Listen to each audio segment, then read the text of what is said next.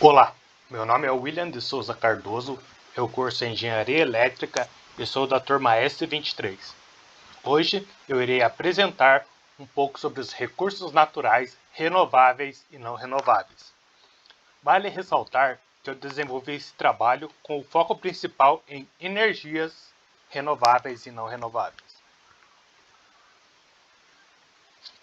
O homem é parte integrante da natureza e desde o início contou com o que ela lhe oferecia para sua sobrevivência, como o alimento, a água, o abrigo, itens essenciais para sobreviver. Em todas as etapas históricas, a humanidade fez uso da natureza principalmente para o seu próprio sustento e depois para a obtenção de lucros. Por ser uma sociedade capitalista, extraem cada vez mais dos recursos naturais. São considerados recursos naturais tudo aquilo que é necessário ao homem e que se encontra na natureza. Esses recursos são classificados como recursos biológicos, hídricos, energéticos e minerais.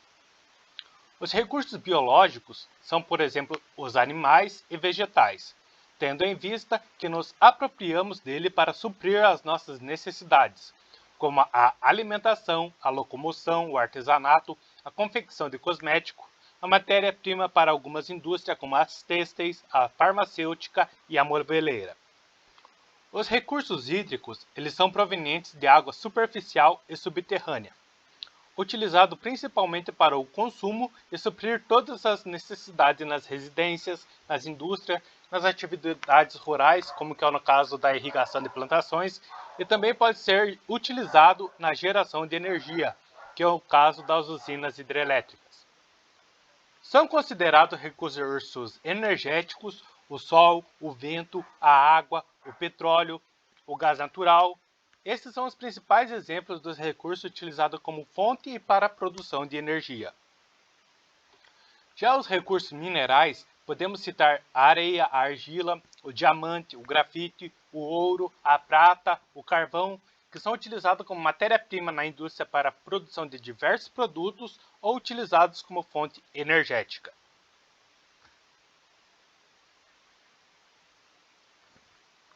Um recurso natural renovável é aquele recurso que não se esgota e temos abundantemente, como a luz solar, os ventos, ou aqueles que possuem capacidade de renovação, seja pela natureza, como por exemplo a água, e também aos vegetais, que são cultivados pela mão humana. Precisamos lembrar que mesmo alguns dos recursos renováveis, eles poderão se tornar mais escassos, caso seja utilizado de forma inapropriada. A água, por exemplo, mesmo se renovando, ela pode acabar, pois o ser humano só pode consumir a água potável. E com a poluição dos rios e dos recursos hídricos, ela em geral diminui a cada dia. Por conta disso, foi necessária a criação de alguns códigos de proteção ao meio ambiente. Vou citar alguns deles. Em 1934, é sancionado o Código Florestal e o Código de Águas, que impõe limites ao exercício do direito de propriedade.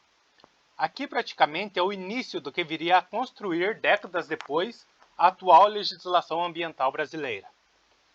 Isso aconteceu porque os fazendeiros estavam expandindo suas plantações de café e, como consequência, a floresta estava ficando cada vez mais longe das cidades, dificultando assim o transporte e aumentando o preço da lenha. O decreto 23.793 obrigava os donos das terras a manter 25% dos seus imóveis cobertos com mata nativa. Até permitia que eles utilizassem dessa mata nativa, desde que a reserva de lenha fosse replantada. Não importava a espécie de árvore, desde que garantisse a produção de madeira para lenha e carvão. Vale ressaltar a respeito dos Códigos das Águas que também foi criado alguns decretos de conservação. Vou citar aqui, por exemplo, dois artigos. O artigo 98, que diz que são expressamente proibidos as construções capazes de poluir ou inutilizar o uso ordinário à água do poço ou nascente alheia e a elas pré-existente.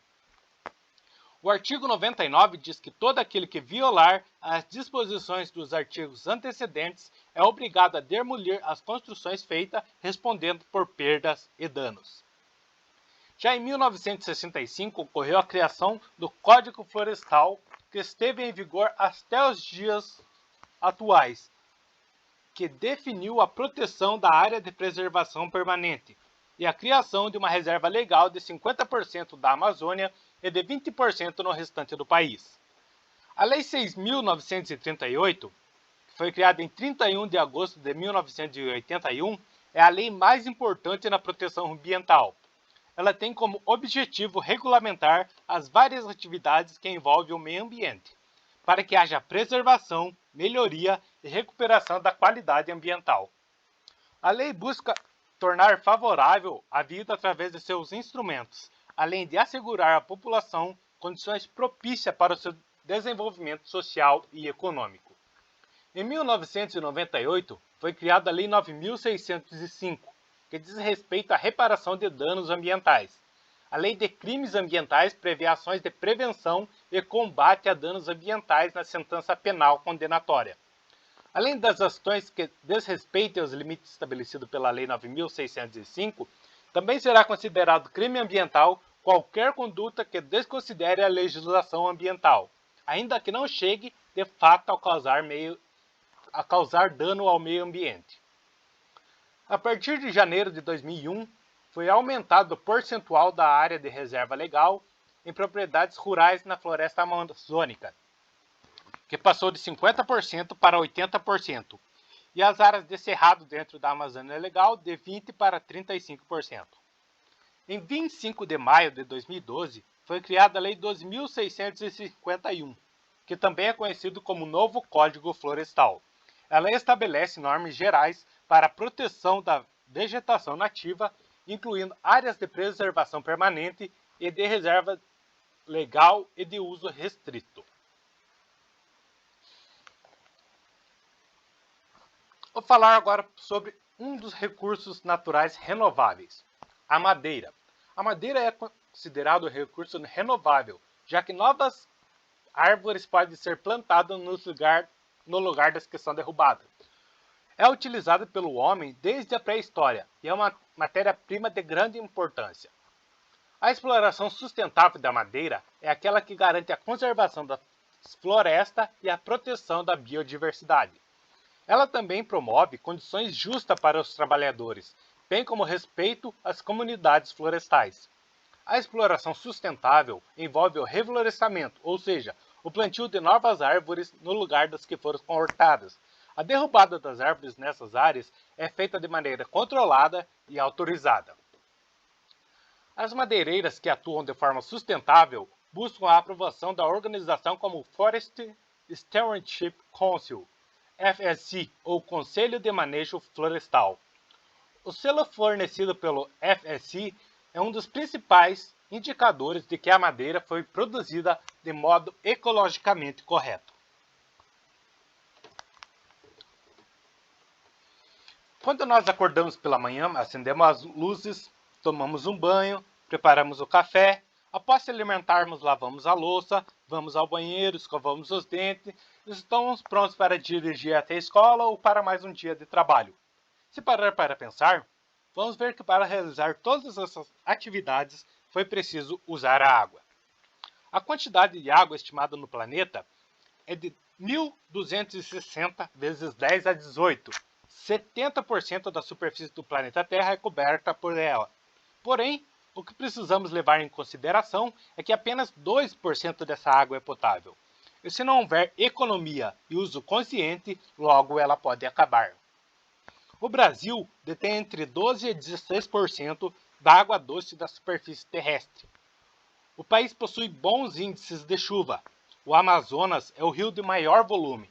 E nosso território ainda abriga o aquífero Guarani, o maior do mundo.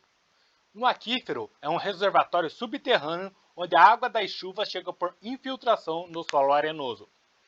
Por conta dessa fartura, há muito desperdício. A distribuição não combina com as necessidades da população. E a poluição é um grande problema. Outra importante contribuição dos rios é a produção de energia elétrica, por meio das usinas hidrelétricas. Porém, Não é qualquer rio que é propício para a implantação da usina. Um dos primeiros fatores a ser levado em consideração é se o rio possui um desnível que favoreça a implantação de uma queda artificial, e local e espaço para a construção de uma represa ou barragem para a contenção da água. A primeira etapa é o armazenamento da água do rio, feito através de uma barragem, permitindo que a água adquira uma energia potencial. A água situada atrás da barragem corre através de uma entrada, sendo conduzida através de um conduto forçado. A energia potencial se transforma em energia cinética à medida que a água circula pelo conduto. Ao chegar na sala das máquinas, a água atua sobre as pás da turbina, transformando sua energia cinética em mecânica de rotação. O eixo da turbina está unido ao gerador elétrico e, ao girar, converte energia de rotação em energia elétrica. Depois de convertida em energia elétrica, os transformadores aumentam a tensão dessa energia, permitindo que ela possa viajar pelos fluxos de transmissão e chegar aos estabelecimentos que precisam de energia elétrica. 3 dessas maiores hidrelétricas do mundo em potência estão no Brasil: a de Belo Monte, de Tucuruí e a parte brasileira de Itaipu, binacional.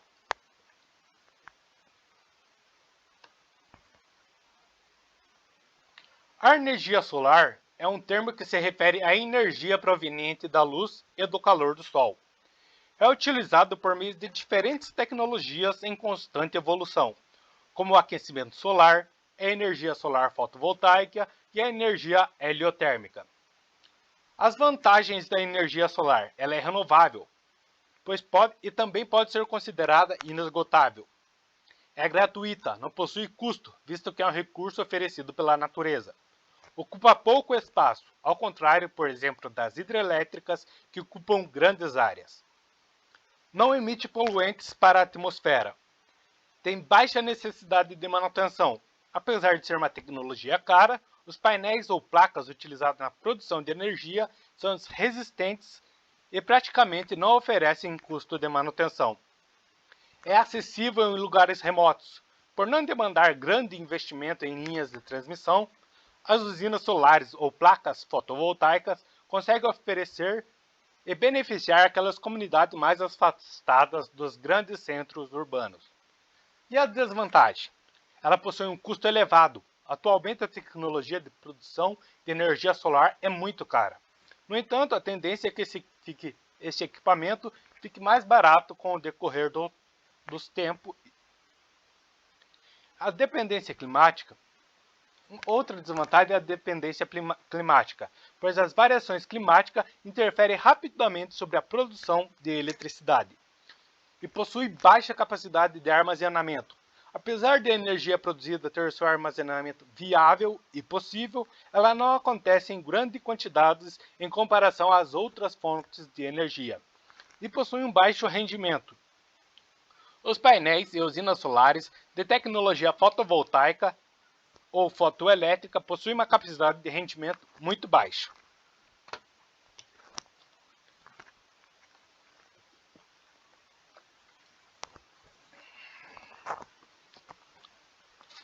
A energia solar fotovoltaica é composta por um equipamento que tem a capacidade de converter a radiação solar em energia térmica e elétrica. Esta conversão é realizada pelas células fotovoltaicas, que é fabricada através de um semicondutor de silício normalmente. Quando a luz do Sol atinge essas células fotovoltaicas, provoca a agitação dos elétrons no material condutor, gerando uma diferença de potencial e gerando a eletricidade.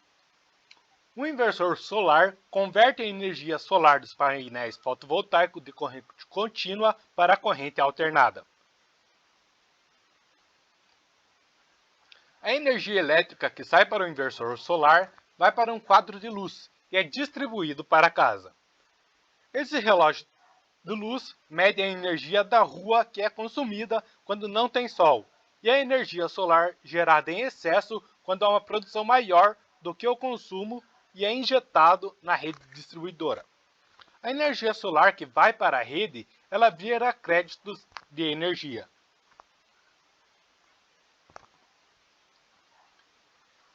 Nas usinas heliotérmicas, transforma-se a irradiação solar direta em energia térmica elétrica. O coletor é uma das principais partes da usina, tendo como função concentrar os raios solares e aquecer o fluido de trabalho, que circula em um receptor.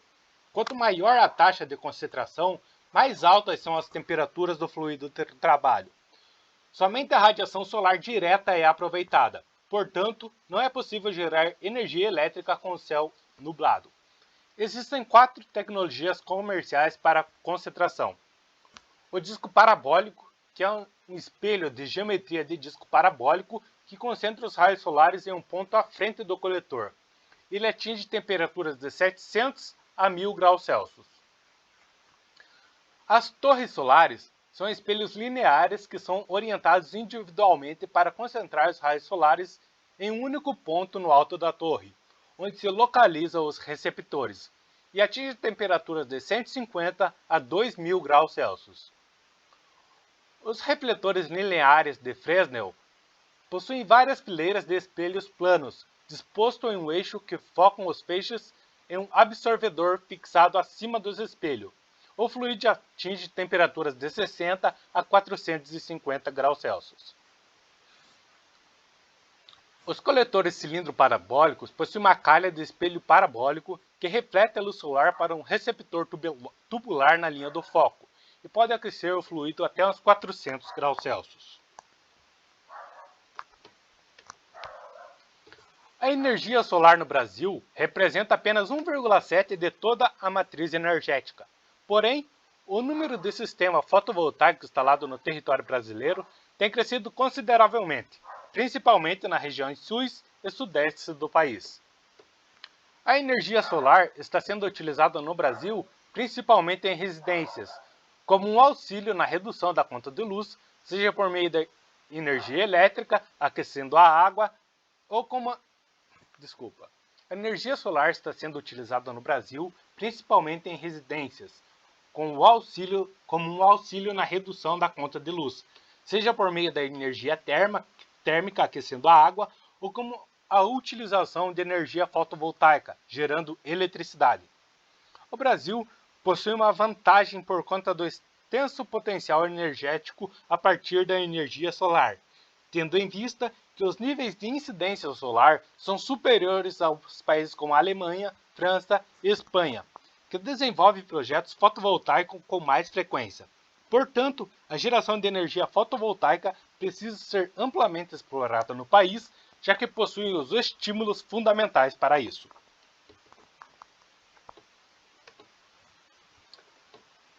A energia eólica é o processo pelo qual o vento é transformado em energia cinética e, a partir dela, em eletricidade com uso em equipamentos específicos.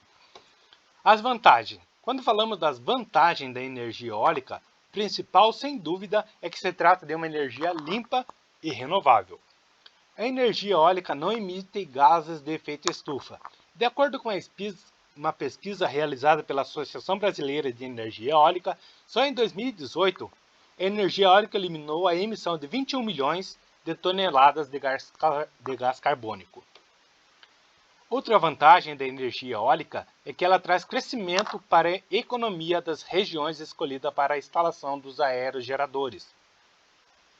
A desvantagem. Entre as principais desvantagens da energia eólica, devido às variações da intensidade do vento ao longo do ano, a rede elétrica tem de se ajustar continuamente ao fornecimento e ao consumo para manter a voltagem constante no sistema. Desta forma, as turbinas eólicas são consideradas uma fonte variável de energia e não um fornecedor seguro. Outra desvantagem da energia eólica é em relação aos ruídos dos aerogeradores, a poluição visual e acidentes com pássaros que batem nas pás dos aerogeradores.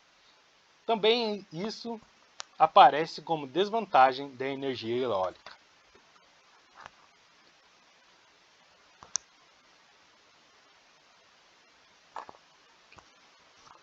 Agora eu vou falar sobre o funcionamento do aerogerador. As pás, elas captam o vento e convertem a sua potência ao centro do rotor. O rotor, que é um elemento de fixação das pás, que transmite o movimento de rotação para o eixo, um de seus principais componentes é o sistema hidráulico, que permite o movimento das pás em distintas posições para otimizar a força do vento ou para parar a turbina por completo.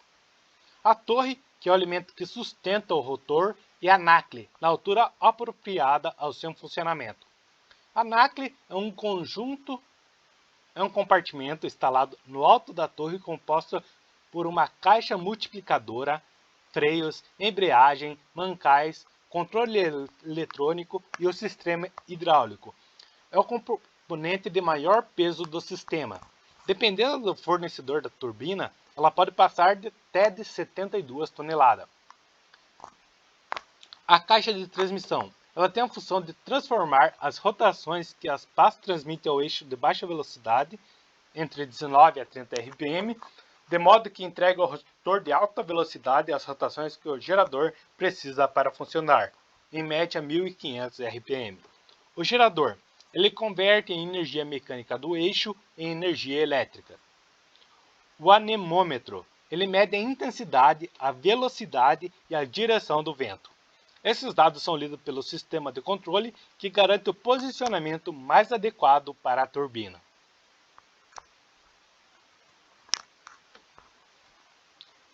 A energia não renovável é um tipo de energia esgotável, ou seja, uma hora ela irá acabar. Ele se origina de combustíveis fósseis. Temos como, por exemplo, o petróleo, o gás natural, o carvão mineral e o urânio, que é utilizado na energia nuclear. A energia não renovável também é considerada um tipo de energia suja, pois causa prejuízo tanto ao meio ambiente quanto ao homem. Temos como, por exemplo, a destruição do ecossistema, o aquecimento global, a chuva ácida, efeito estufa, entre vários outros problemas.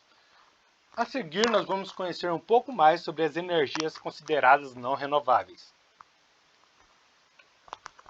O petróleo é um líquido viscoso, menos denso que a água e formado por uma mistura complexa de compostos orgânicos, principalmente hidrocarbonetos, que são compostos cujas moléculas são formadas somente por átomos de carbono e de hidrogênio, associado a pequenas quantidades de outras classes que contêm nitrogênio, oxigênio e enxofre. A teoria mais aceita para a formação do petróleo é de que pequenos seres marinhos, como os animais, vegetais unicelulares, acabaram se depositando no fundo de lagos e mares, e com o tempo essa matéria orgânica foi empurrada para partes ainda mais profundas, onde, em condições elevadas de pressões e temperatura, bem como a ausência de oxigênio, impediram de que as bactérias realizassem a decomposição rápida dessa matéria orgânica. Mas sob a ação das bactérias anaeróbicas, ela descompôs-se ao longo de milhões de anos, gerando assim o petróleo. Agora eu vou falar um pouco sobre a destilação do petróleo e alguns dos componentes que saem a determinada temperatura. A primeira fração de destilado temos o metano, que é um composto com ponto de ebulição menor do que 40 graus Celsius. Nessa mesma faixa de temperatura, é possível ainda obter o gás GLP, que é o gás de cozinha, cujos componentes são o propano e o butano. Temos a gasolina com um ponto de ebulição abaixo de 200 graus Celsius e é composta de 2 hidrocarbonetos, com 5 a 10 átomos de carbono. Temos o querosene, cujo ponto de ebulição está entre 150 e 275 graus Celsius, e é composto por hidrocarbonetos de 12 a 16 átomos de carbono. O diesel, este entram na faixa de ebulição, a faixa de 250 a 400 graus Celsius. Os hidrocarbonetos com 12 a 20 átomos de carbono compõem essa fração. Parafinas e óleo de lubrificação corresponde à faixa de temperatura de 350 a 500 graus Celsius e é destinado à produção para a manutenção de carros, como por exemplo óleos e graxas para a lubrificação. A parafina, por sua vez, é usada na composição de velas. Esses hidrocarbonetos comportam de 20 a 36 átomos de carbono. O asfalto e piche são os compostos de carbono que possuem temperatura de ebulição acima de 550 graus Celsius e encontram-se no estado sólido. Essa fração é destinada à produção de asfalto e piche.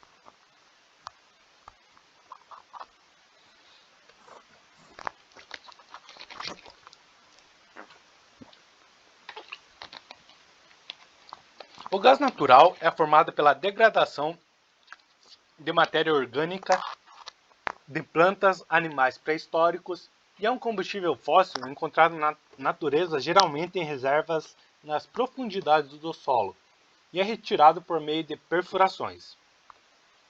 Entre as principais vantagens do gás natural, nós podemos citar que ele causa menos impactos ambientais que o gás líquido liquefeito de petróleo, que é o GLP. Ele aumenta a facilidade de partida de motores de combustão interna no frio e tem um custo baixo pelo fato de ser um subproduto de outros combustíveis. A desvantagem é que pode se acumular em partes mais elevadas de ambientes fechados, por ser mais leve do que o ar. Ele oferece maior risco de incêndio, explosões e acidentes por asfixia e pode gerar monóxido de carbono, altamente tóxico, em caso de incêndios em ambiente com insuficiência de oxigênio. E não é renovável, pois é um combustível fóssil e, portanto, finito.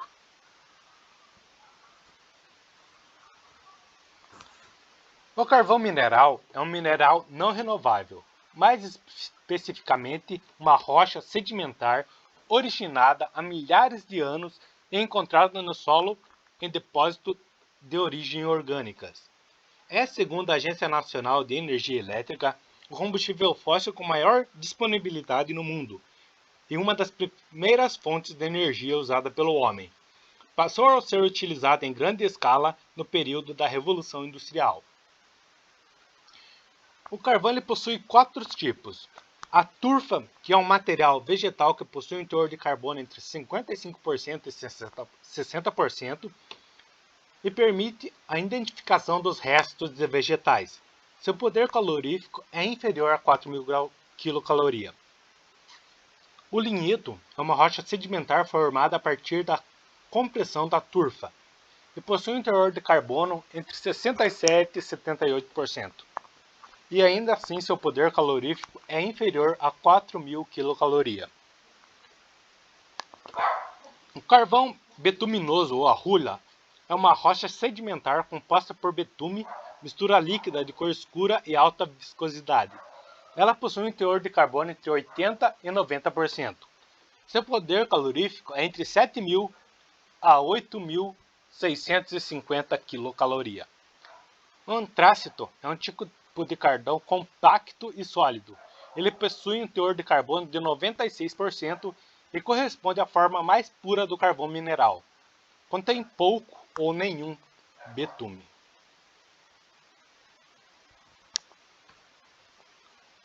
As vantagens de utilizar um carvão mineral.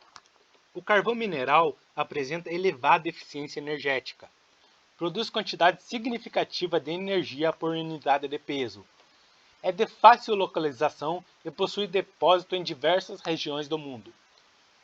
Como fonte de energia, e quanto comparada às fontes de energia alternativa, apresenta um melhor custo-benefício. A desvantagem é um combustível fóssil que mais polui o meio ambiente e provoca impactos ambientais negativos tanto na sua extração como na sua utilização. Por ser uma fonte de energia não renovável, suas reservas podem se esgotar com o tempo. A queima do carvão mineral emite na atmosfera gases poluentes, colaborando então para o agravamento do efeito estufa. E por ser um combustível fóssil que inflama com facilidade, seu armazenamento deve ser feito com cuidado a fim de evitar explosões. Muito obrigado por assistir à minha apresentação e qualquer pergunta ou dúvida, eu estou à disposição. Pode mandar no mural do Classroom, que assim que possível eu irei responder ou ir atrás de uma resposta. Obrigado.